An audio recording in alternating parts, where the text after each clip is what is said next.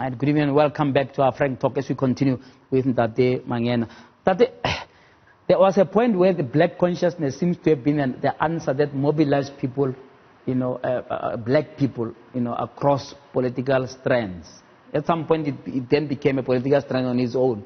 But now it looks like that era is coming back, where a number of new political parties are almost adopting black consciousness as a rallying call. Is that perhaps the answer? Because there are a lot of things that are happening. You'll forgive me if I describe them as black self-hate, man. The type of things that are happening in our communities, the extent of crime, the nature of the crime, the hatred, the evil, amongst people, and so on. And then the neglect of the black child. Whether be it, allowing a situation where in Limpopo a child can drown in a toilet and the government goes and defends that case. Things like that, and I can make many examples. I make them here every night. They're exhausting, But can this defeat of black hatred maybe be the beginning of something that may result in this coalition of interest and forces that you are describing? We need that more than anything else. We need huge doses of black consciousness if we are to change the status quo. As you describe now, that some NGOs have to take us to court to force us to give books to our own children. And then we go to court to defend our not giving our children books. And of course you talk about children who are drowning in feces, in toilets, in Limpopo and in the Eastern Cape. Terrible. And you just move around in our townships. You look at the debt that is refuse that is not being collected, pipes that burst everywhere in the streets, and sewage is moving around. We are in charge. And we've got to be ashamed, and we've got to be working for one another, ensuring that in our hospitals things are going well, that we give our best, that we love our people, we love the country in which we are, and that we ourselves are proud of what we are doing. That if I'm a teacher, I'm proud of what I'm putting in. I go and sleep nicely at night knowing that I've taught these children. But instead, we can't even teach our children anymore. We send them somewhere where to go and be taught by other people who will never give us their children to teach. But we seem to think that as the majority, we can take our children to other people to be taught there. And those children, subliminally, we are telling them that their parents who are teachers and their relatives who are teachers and their neighbors who are teachers cannot teach. Yeah, and if they've got to get a better education or anything else, they've got to go and look for it elsewhere. And so they grow up with this thing, that they are inferior, they can't do anything. After all, their parents are not able to do anything and so forth. It's very damaging.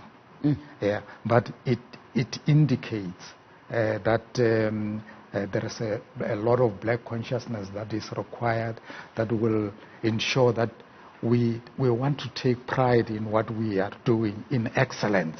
And so we do our best to teach our children. And if we are doctors, we do our best to look after the health of our people to the best of our ability. And I can tell you that those people, if they go elsewhere, where it is not black people who they are in charge of, they do their best. But when they are supposed to do that for their own people, somehow they are slack.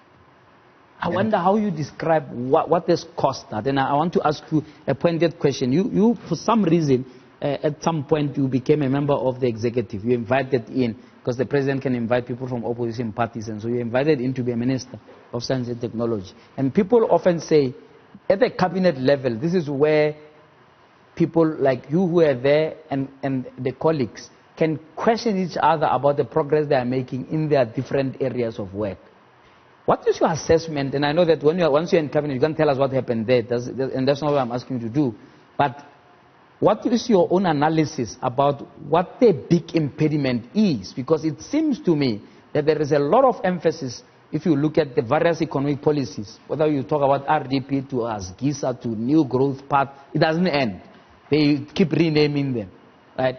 And they look well written and fantastic policies, most of them. But the implementation, there seems to be something that blocks, right? And where a cabinet is sitting is supposed to overlook all of that implementation. How would you describe the impediment there when we in fact have the levers of power? But that's what I was talking about. That we are not, it's not that we don't know what we are supposed to do. We know what we are supposed to do. The policies are there. You might quibble with the policies, but it is at the implementation level.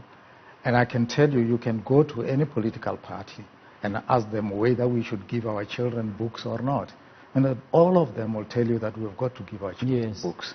And whether we have got to take care of our people when they are sick in our clinics and hospitals. Everybody will say we should do so. But we don't do it because we have got this colonial mentality that we hate one another. But first and foremost, we've got to understand that the policies that cabinet implements come from the governing party. Yes. The governing party. The cabinet doesn't make its own policy from scratch. Yes. It implements through, of course, the instruments such as parliament and, of course, cabinet itself only implementing. So it doesn't in itself go and make any policies. So if you have got any problems with the policies, you've got to go to the source. You go to the source, which is the governing party. And it is that governing party that should say to cabinet, no, you are not doing the right thing. This is not what we ask you to go and do. Our policy manifesto or our election manifesto did not say you should do that. Yes. But these are people who, are your peers. You are in the trenches together with some of these guys, And I'm sure you have not stopped talking to them. No. What are you getting as a problem? Because you described a very gloomy setup. If we look at all of the areas, health, education, and so on. What, in your view, is what is restraining them now to do the right things, so that this gloom that is affecting young people, affecting unemployed, affecting people, going to bed hungry and so on, can be moved different? You talked about the issue of corruption, pointedly about how we have perfected stealing. And stealing has become almost like a second nature in terms of doing business. Try and do business with the government and you just cry. Because unless you are paying somebody, all you'll get is crumbs. But when they start going into the millions, the billions, and you think you can just come there and pitch independent, you can just forget it. It has become a way of how things are done. People talk about it, they go on public and say and express how much they hate corruption. And then they laugh afterwards to say, these people really believe us. What are your colleagues? Because these are you as veterans are supposed to be guiding us all together as a society. And this conversation surely must be happening somewhere in the background. I'm curious to know what you are talking about. Those of us who were together on Robben Island, who were together in exile, and who were together in the cabinet, some of those of us who were not there, every time we meet is, how did we come? How did we get here? How did we get here? And all of us scratch our heads, because those who have come after us are really not listening. And everybody just wants to eat. And eat as much. And I don't know where what they are eating is going to. I mean, if you think about the amounts of money that are said to have been stolen, billions of rand. If I steal $1 billion rand, what do I do? What are you going to do with it? What do I do with $1 billion rand? And I do not believe that it is these people that we see who are actually doing the stealing. I personally, you might say these are conspiracy theories. Yes. But I think that there is a bigger hand that is controlling this. I don't think the kind of people that we are accusing, who are appearing at the Zondo Commission and so on, saying things, could have worked out this process of destroying the state systematically. You destroy the NPA, you destroy the Hawks, you destroy the police, You destroy the state-owned enterprises systematically, all of them, even those that have got money. You know, some of us, when we were in cabinet, Eskom had so much money, its balance sheet was so strong that they didn't know what to do with the money. And when some of us we say, how did they manage to cripple Eskom?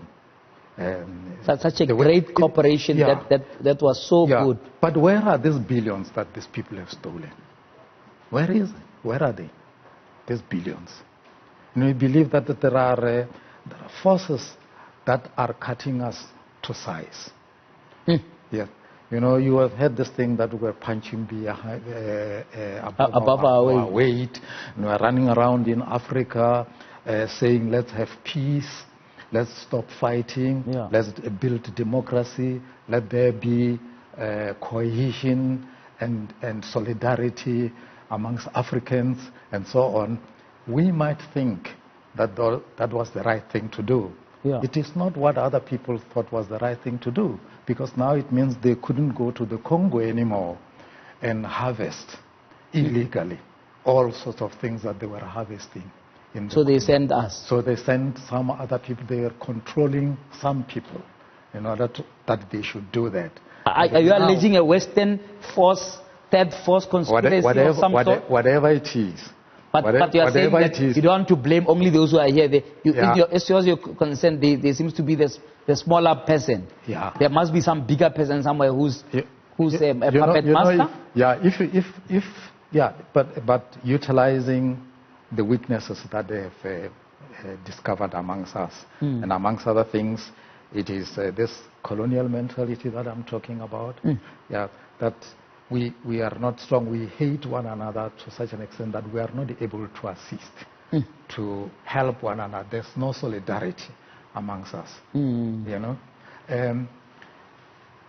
sometimes you could talk about the Afrikaners. They love us throats. They're proud of themselves and what they were doing. They might have done the wrong things, but they went out to build the Eskom that we are talking about now. They built it from scratch. Over a century. It took them a century to build it. They wanted to build it because they were proud. They wanted to show everybody that they can do it, and be successful. And if need be, the world can go to hell. You know, we don't have that mentality. How can we regain that? I want to talk about that. So there are some of us that regret the fact that we have stopped teaching. You know, when we started as a student in SASO, which was the seed of the Black Consciousness movement, this mentality was great. I mean, our people, especially women, were using hot bricks to straighten their hair. They were using chemicals to bleach their faces, to change their complexion, so that they are, today they call it what? Yellow bone. So that they are yellow bones, you know, that kind of thing. And we were going into the streets, talking to our people. Sorry to interrupt you there. I need to take a quick break. I want to continue that story. Please do remember you can call us if you want to engage in the conversation with Tate Mangena on 010-594-5140. Let's take a break. When we come back, I want to ask Tate Mangena about what should be the instrument of change. Maybe Azapo. Where is Azapo? A lot of people, you know, are very excited about Azapo and what it stands for, but to translate that to an instrument in society is a different matter. And I would like to hear his view about what has happened to that as we pick up that story after the break. Stay tuned.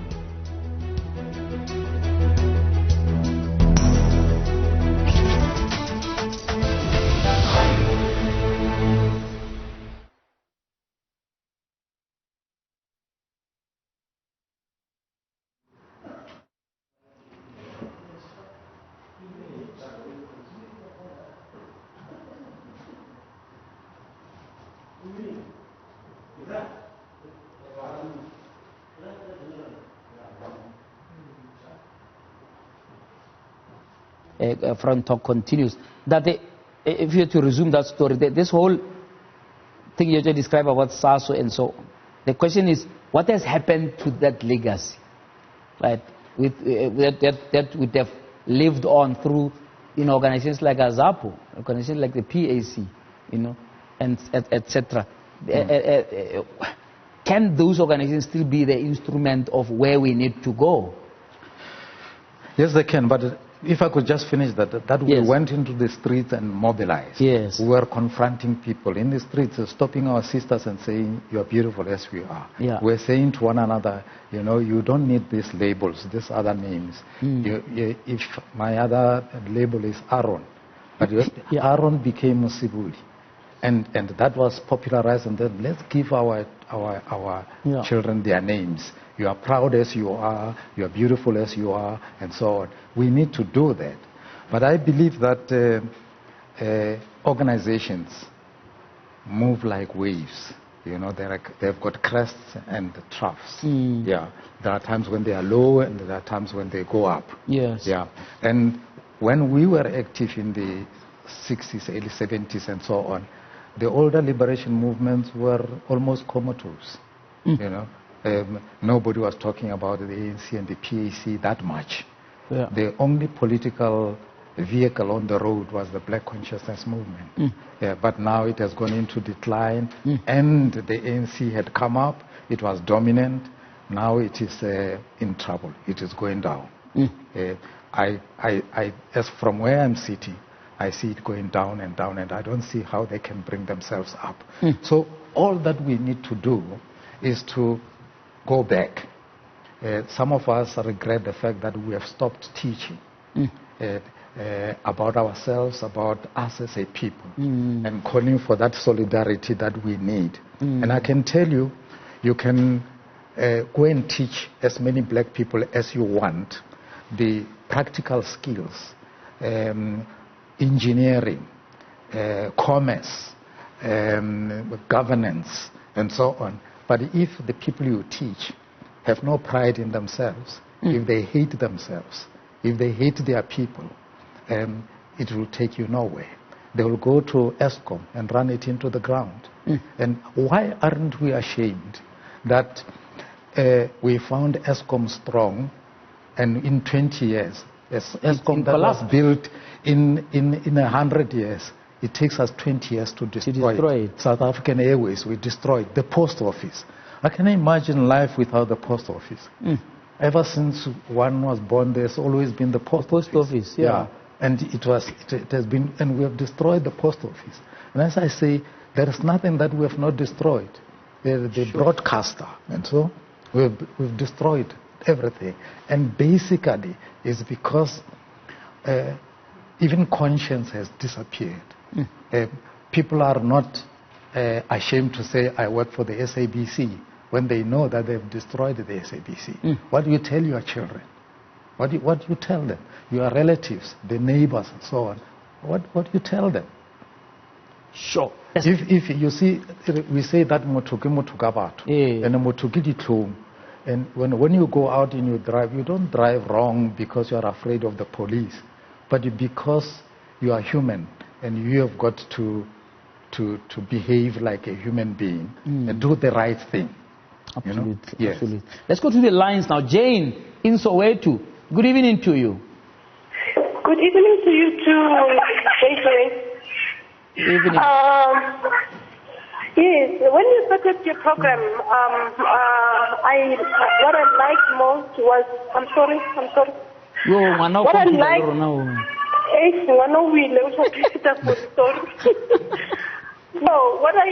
what really touched me was when you showed that stanza of our people being gunned down when they were running away with those children, those elderly. It really, I was at my very young age during that time.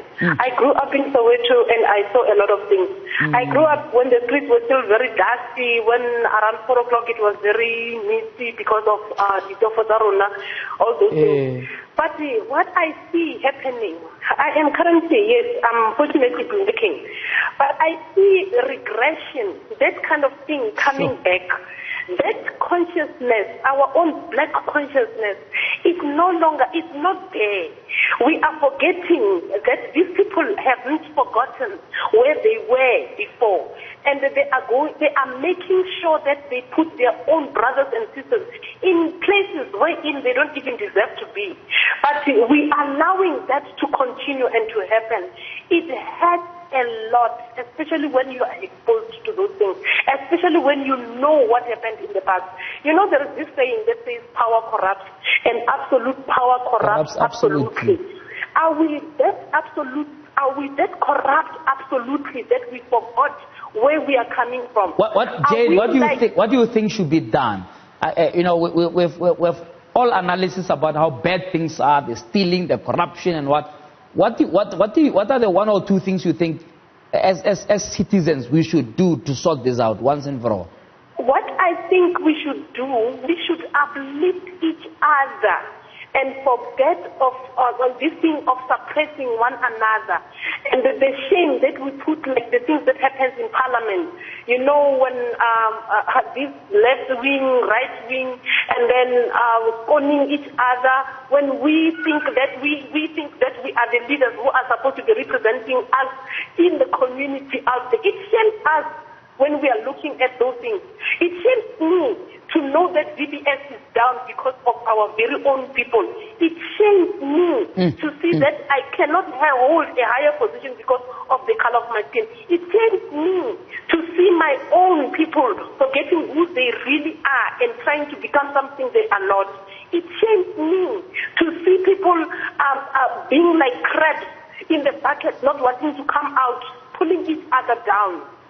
Absolutely, let us Jane. work together as Africans. Judge Mokgwenyane said it. Like, let's listen to that national anthem. Does it say anything to us or to our consciousness? Does it even ring a bell? Does it even say anything at all if it really says something or reminds us of what happened to us, how those souls that fought for us are waiting somewhere to remind us of the shame that we are putting them through? Absolutely. Jane, thank you so much. That's a powerful contribution here on Your View tonight. Thank you so much, Jane in Soweto.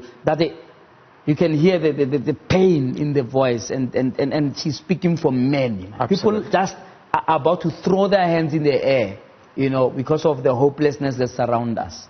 You know, is there a way in which organizations like AZAPO and PSN, I want you to come to that, can be that instrument of change? That's number one. Number two, the reason I was asking you whether the political trajectory that I described was failing was whether or not we should be looking at strengthening civil society.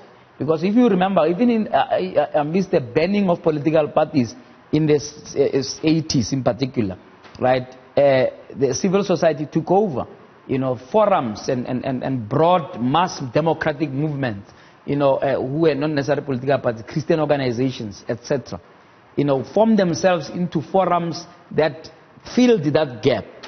Is it time maybe to look at resuscitating something like that? Because it seems to me, with the thieving and so on, this have set a new wrong standard.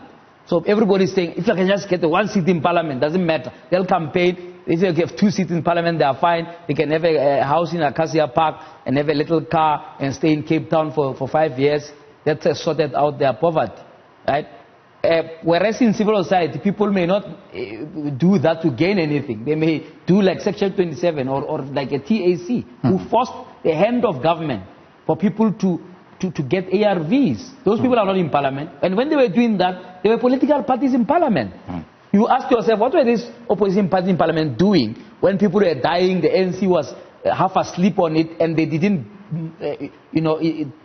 turn their hand and use their muscle as oversight in parliament to change things. It took an NGO, like a TAC, outside to create what they are now bragging about. They're bragging to say, we've got the biggest ARV thing.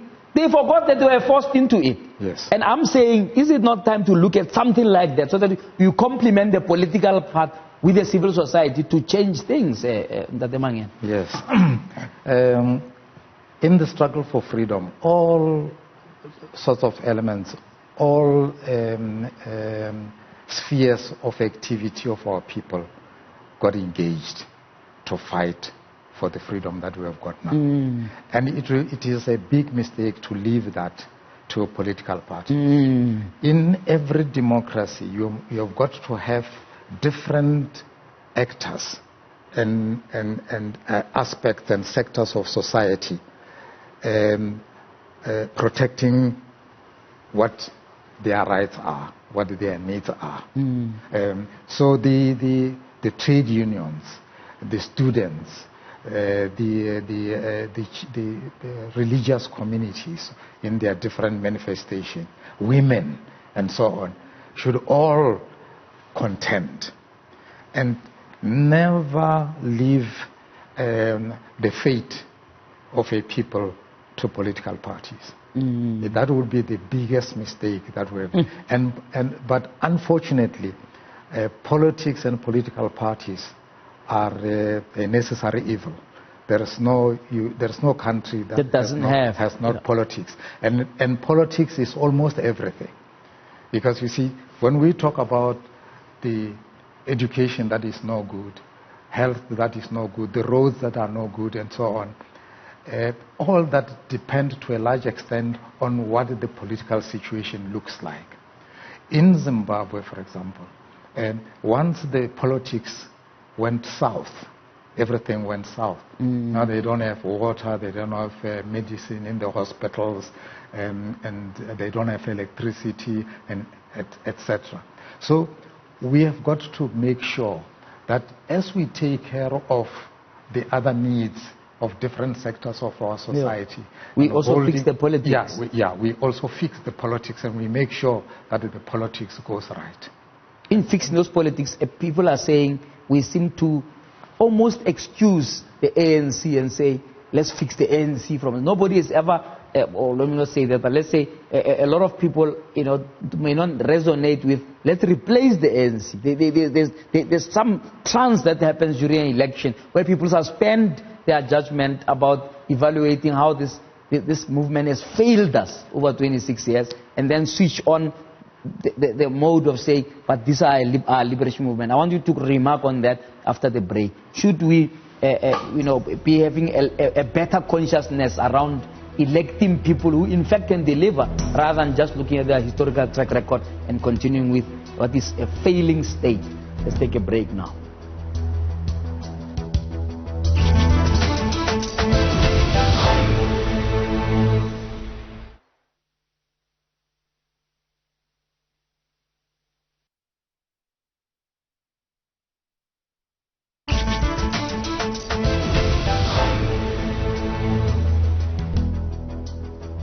We're rounding off our conversation with a veteran, Musibudi Mangena. He was quick to correct me to mispronounce his surname, and I've been duly corrected then. Just talk to me frankly, man, about do you think there is enough momentum, as you are saying, and I like what you are saying about a possible coalition, but it's not a new conversation. You remember in 2009 when COPE was formed, the DA and COPE tried to pull together the parties in something called political realignment. And it failed. We've had a ZAPO, splintering. I think you had to bring SAPO and whatever. PAC is 2 PACs. SANCO is 2 SANCOs. Look like civil society and political formations are failing to coalesce. And as by default, you now end up just having a complacent ANC that thinks, we're going to win elections, doesn't matter, we'll just go down with 1 or 2. Even when they got 50% in Gauteng, they still arrogantly said, but in soccer, if you scored 1-0, it's still a victory. Should we be looking at a better consciousness about being able to replace political parties in this country so that we can have a different governance? Yes, it is in the hands of our people to decide which political party should govern them. It is their right to vote for the ANC. And the ANC has got the right to stand and say, vote for me. Just as ZAPO must do so, the PAC must do so, etc., etc. But as a people, we must never regard any political party as our God. Yet the PAC is not our God, the ANC is not, and so forth. Political parties are supposed to serve people. Absolutely. If political parties stop serving us, wanted to be our masters and so on, we should jettison them. That is how it's what we should do as a people. And once we then why don't we just get stop elections? And if the outcomes are going to be the same, anoint one political party and say rule us until Jesus comes. You know, what is the point of everything? So we have got interest as a people. Yeah. But as long as we are wise enough to know that political parties are not our God, and the political parties will come. The ANC, the PAC, AZAP, they've not always been there. But the people have always been there, long before these political parties were there, you know. And so I believe that the political parties will coalesce. We are going to have a period of coalitions in the coming period. We might be impatient, some of us, because we think it is taking too long and so on. But these things have got a way of working themselves out. As I say, there was a time when we thought that the ANC doesn't exist anymore, or the PAC doesn't exist anymore. And in fact, some of us, when we were still students, in SASO and in the Black People's Convention, there was a time when we say, where's the ANC, where's the PAC, where are they? They are not, the unity movement, where are they? They are not there. We are running the show here. But things have changed. The wheel has turned. And I think that it will turn. It will turn again. You had Jane, for example, what Jane was saying. That, you know, it seems as though we have forgotten about June 16. What did our people in Soweto and everywhere else die for? The people in Sharpville, what did they die for? The people, what did they die for? So we have got to realize that they died for something important, and March 21, Sharpville Day, we shouldn't be drinking, we shouldn't be giving our young alcohol and asking them to dance. We should be conscientizing them about the struggle that our people have gone through. Absolutely. Let's go to the lines again. Mija in Kempton Park. Hello, Mija. Hi, JJ. Correction for that. It's actually Mija. Mija. All right, Mija. It's okay. Sorry about that. Go for it. Good evening, Dr. Mangena. Good evening to JJ. Evening. JJ, you are sitting with a great man speaking there. Absolutely. I admire him so much. I'm a young man hailing from the streets of Seshego. I live in Kempton Park. And you know, JJ, as a young person, as youth, when you look around and see what is happening in our society, you know, we need a strong dose of Black consciousness. We are going through challenges, there's social media pressure, there's all these challenges that we are going through, and I'm afraid that the youth, when you look at our youth right now, we're no longer as hungry as we used to be, you know. We've become so ignorant to issues. We've become so ignorant to political issues. We don't love ourselves. We admire too much to be like white people, to be like, you know, the oppressors and stuff like that. And, you know, it's something that we need to change. It's something that we need to look back and reflect and say, look, what are we doing as a nation? How can you do that? How can you do it? One thing I wanted to ask Mr. Mangena actually was, you know, passing on the baton, coming from a leader, you know, they have seen or they've been around the ropes and everything. How do they pass on the baton to our young generation, you know? Because we've got leaders that are around, we've got Julius Malemas, etc., etc. But how do they politically guide those leaders to conscientize themselves to say, look, this is what needs to happen, this is the plan, this is where we are heading as a nation, you know? As advised from the elder leaders. Absolutely. You know, we thought when we were students, we thought our parents were too timid. They were not confronting the system enough. And we thought that we needed to prepare for our own future. and build a future that we and our children will enjoy, and it will be worthwhile. So the young people in our country should do that. Some of us have more or less run our race now, and we should have intergenerational discussions, share ideas. We don't know everything as this generation that has passed, but we were able to do certain things. But now my generation is messing up. Yeah. And it is important that the young generation say, no, you can't mess up, because we need a better future in which we can bring up our families. Yeah. Otherwise, we will have no country in the near future, and I don't know where you will run to when things get really bad in this, because they will, if we don't get things, we don't correct, because the endurance that our people have is not unlimited. As we say, things are going south now. They are not getting better, they are getting worse. There is no money now in the state. They are cutting everywhere. There's no money because a lot of it has been stolen, and those who would like to invest are running away, etc. And the state itself is not doing as well as it's supposed to do.